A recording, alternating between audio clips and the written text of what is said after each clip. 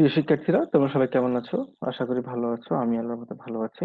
আজকে আমি তোমাদের আহ, কিছু অর্থনৈতিক প্রতিষ্ঠান সম্পর্কে আলোচনা করব, যেগুলোর সাথে তোমরা প্রত্যক্ষ এবং পরোক্ষভাবে জড়িত থাকলেও তোমরা অনেকেই জানো না যে এটার উদ্দেশ্য, কার্যাবলী বা এটা কিভাবে কাজ করে, কিভাবে মুনাফা অর্জন করে, এইসব বিষয় নিয়ে। আচ্ছা, ঠিক আছে, প্রথমে আমি আমার পরিচয় দিয়ে নিই। আমি মোহাম্মদ আবহানা মোস্তফা, সরকারি শিক্ষক, ব্যবসায় শিক্ষা, কক্সবাজার সরকারি বালিকা উচ্চ বিদ্যালয়, এবং আমার বিএড রোল হচ্ছে 78। আজকে যে আমি নবম দশম শ্রেণীর ফিনান্স ও ব্যাংকিং পড়াবো। ঠিক আছে, শুরু করি। তোমরা কি দেখতে পাচ্ছ? সোনালী ব্যাংক দেখতে পাচ্ছ, এই তো? আচ্ছা, এখানে অগ্রণী ব্যাংক, জনতা ব্যাংক, ইসলামী ব্যাংক, এবি ব্যাংক এবং স্টার্ন ব্যাংক দেখতে পাচ্ছ। এইগুলো দেখে কি তোমরা বুঝতে পারছো আজকে আমাদের পাঠের বিষয় কি হতে পারে, কোন অর্থনৈতিক প্রতিষ্ঠান সম্পর্কে আমি বলতে যাচ্ছি?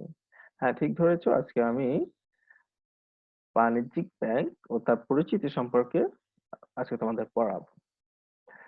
আজকে পাঠটুকু শেষ করে শিক্ষার্থীরা যা জানতে পারবে তা হলো বাণিজ্যিক ব্যাংকের সংজ্ঞা বলতে পারবে, ব্যাংকের কার্যাবলী কি বলতে পারবে, ব্যাংকের উদ্দেশ্য সমূহ বর্ণনা করতে পারবে। ঠিক আছে, শুরু করে। বাণিজ্যিক ব্যাংক, আচ্ছা তোমরা কেউ কি বলতে পারো বাণিজ্যিক ব্যাংক কাকে বলে? আচ্ছা, আমি বলে দিচ্ছি। বাণিজ্যিক ব্যাংক হলো একটি অর্থনৈতিক প্রতিষ্ঠান যারা অর্থ গ্রহণ করে, আমানত গ্রহণ হিসেবে, আমানত হিসেবে গ্রহণ করে এবং ঋণ প্রদান করে। তবে তাদের মূল উদ্দেশ্য হচ্ছে মুনাফা অর্জন করা। তাদের মূল উদ্দেশ্য হচ্ছে মুনাফা অর্জন করা। তারা আমানত গ্রহণ করে, ঋণ প্রদান করে, কিন্তু তাদের মূল উদ্দেশ্য হচ্ছে মুনাফা অর্জন করা। এই মুনাফা অর্জন উদ্দেশ্যে যে প্রতিষ্ঠান গড়ে ওঠে তাকে বাণিজ্যিক ব্যাংক বলে। আচ্ছা, একটা ছবি দেখাই, তোমরা নিচে এই কথাটি, এটি এটি ইডিয়ম, অনেক জনপ্রিয় একটা ইডিয়ম, যে a picture is worth a thousand words. মানে হচ্ছে একটি ছবি হাজার কথা বলে। ঠিক এই একটি ছবি ব্যাংকের হাজার কথা বলছে। কিভাবে দেখো, এই যে এক লোক ডিপোজিট করছে কোথায়? ব্যাংকে, এবং ব্যাংক তাকে কি দিচ্ছে? ইন্টারেস্ট পে করছে।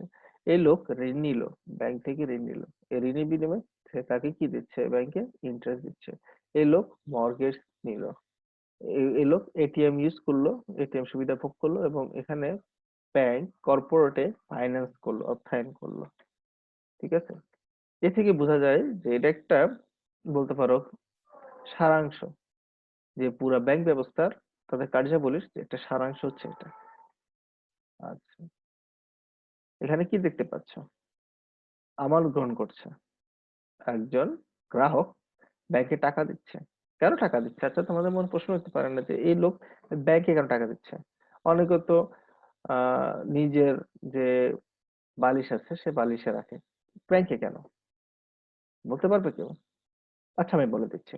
এটা কারণ হচ্ছে, সে যদি তার তার টাকাটা ব্যাংকে না রেখে সে যদি বালিশের মধ্যে রাখতো তাহলে তার টাকাটা বৃদ্ধি পেত না।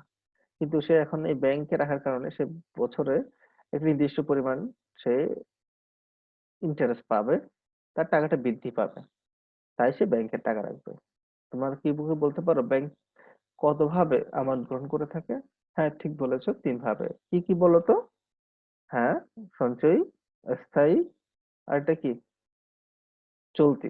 ঠিক আছে। আচ্ছা, ঠিক আছে। আচ্ছা, ব্যাংকের দ্বিতীয় যে প্রধান কার্যাবলী সেটা হচ্ছে কি? সেটা হচ্ছে ঋণ প্রদান করা। ব্যাংক ঋণ প্রদান করে থাকে। কাদের ঋণ প্রদান করে?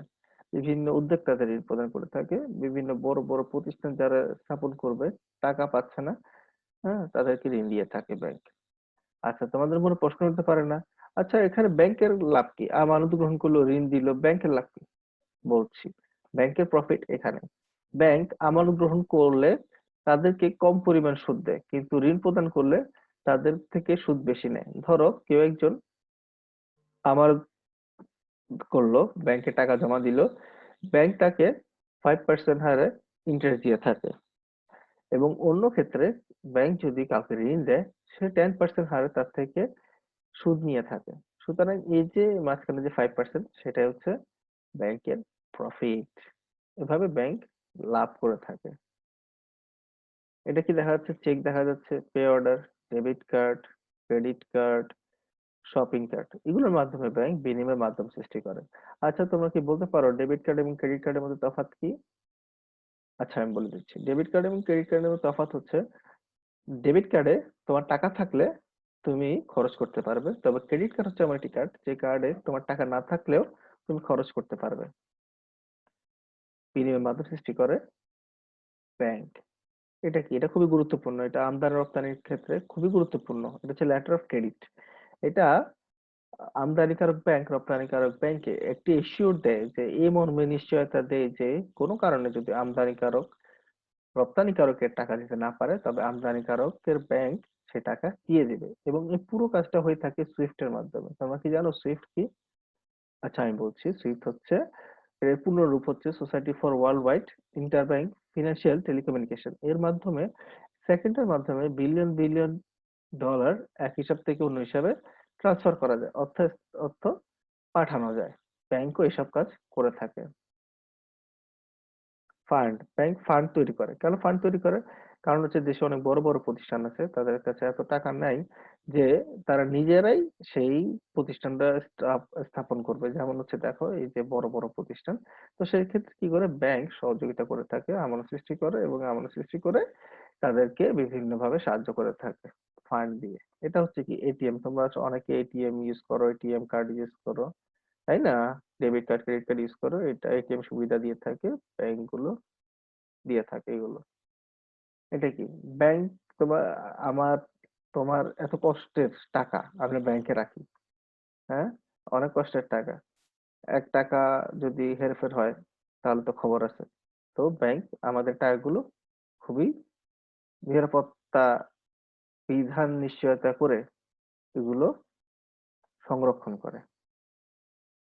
আর একটা জিনিস হলো, এই যে কি দেখতেছো আমাদের পৃথিবীতে সবচেয়ে বড় সমস্যা হচ্ছে ধনী গরিবের বৈষম্য। ব্যাংক এই বৈষম্য দূর করার জন্য চেষ্টা করে। কিভাবে বলি, সেটা হচ্ছে ব্যাংক তার এই আমানতের অর্থ তো নিজের কাছে রাখে না, বিভিন্ন উৎপাদনমুখী কাজে তারা ব্যয় করে, দেশের উন্নয়নে ব্যয় করে। বিভিন্ন দেশে, এই যে আমাদের দেশে পদ্মা সেতু হলো, পদ্মা সেতুতে ওই বিভিন্ন এই যে বাণিজ্যিক ব্যাংক তারা টাকা দিয়েছে। তো এই টাকাগুলো বিভিন্ন জায়গায় তারা বিনিয়োগ করে, বিনিয়োগের ফলে এখানে বেকারদের কর্মসংস্থানের সুসৃষ্টি হচ্ছে, দেশ উন্নয়ন হচ্ছে, জীবনযাত্রার মান উন্নয়ন হচ্ছে। ঠিক এভাবে ধনী গরিবের বৈষম্য দূর হচ্ছে। ব্যাংক এভাবে ধনী গরিবের বৈষম্য দূর করতে চেষ্টা করে।